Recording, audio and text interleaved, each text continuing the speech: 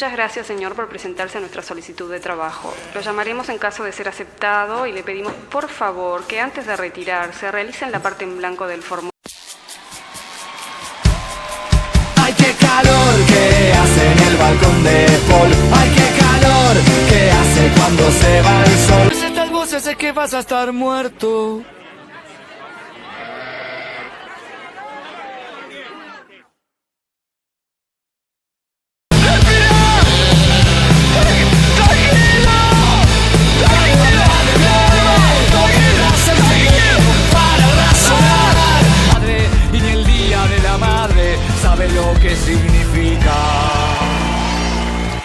¿Sabe lo que significa?